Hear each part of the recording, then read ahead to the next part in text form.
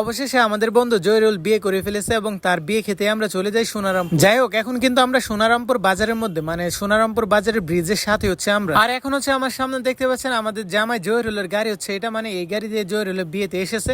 আর এখন কিন্তু আমরা চলে যাই গেটের মধ্যে। আপনারা দেখতে পাচ্ছেন এখানে কিন্তু গেট ধরে এবং গেটের মধ্যে কিন্তু তারা আমাদের কাছ থেকে টাকা দাবি করেছিল 10,000 টাকা। তারপর আমরা টাকার প্যাচ ভেঙে হচ্ছে আমরা চলে আসি আমাদের স্টেজের মধ্যে, মানে জামাই যেখানে বসবো ওইখানে আমরা চলে আসি জামাইকে নিয়ে। আর দেখতে পাচ্ছেন যে সবাই কিন্তু বসে পড়ে খাওয়ার জন্য, কিন্তু আমি একমাত্র দাঁড়িয়ে আছি এবং জামাইয়ের সাথে আমি বসবো। এবং আমাদের পোলাপান যারা ছিল, মানে আমাদের বড় ভাই এবং আমাদের সমবয়সী সবাই কিন্তু খেতে বসে পড়ে। আমি ইমনে এবং সুজনে কিন্তু বসে পড়ি জামাইয়ের সাথে খাওয়ার জন্য। আমরা তিনজন বসে পড়ি জামাইয়ের সাথে খাওয়ার জন্য। আর অন্যদিকে থেকে আরিফ মামা এবং ইয়াসিন ভাইয়ের অলরেডি খাওয়া শেষ হয়ে গেছে। তার সাথে থেকে শাইন এবং আরাফাতের খাওয়া শেষ, মানে এখানে শাইন এবং আরাফাত, রাকিব সবারই খাওয়া শেষ হয়ে গেছে।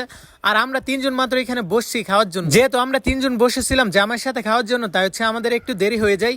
আর আপনারা দেখতে পাচ্ছেন আমরা তিনজন কিন্তু এখানে বসে এখনো খাচ্ছি। আর এখান থেকে খাওয়া শেষ হলে আমাদের বন্ধু জয়রুলের বিয়ার কার্যক্রম শেষ করা হবে। আর অবশেষে হচ্ছে আমাদের খাওয়া শেষ, মানে আমরা জামাইয়ের সাথে বসেছিলাম এবং সবচেয়ে বেশি বলতে পারেন আমরা খেয়েছিলাম। আর খাওয়া শেষ হওয়ার পরে কিন্তু আমাদের বন্ধু জয়রুলের বিয়ে পড়ানোর যত কার্যক্রম ছিল সবকিছু কিন্তু অলরেডি শেষ হয়ে গেছে। আর আপনারা দেখতে পাচ্ছেন আমাদের জামাই, মানে আমাদের বন্ধু জয়রুল কিন্তু স্টেজ থেকে উঠে পড়েছে এবং আপনারা দেখতে পাচ্ছেন যে একটি গাড়ি দিয়ে কিন্তু তার ওয়াইফকে নিয়ে সে বাড়িতে যাচ্ছে এখন।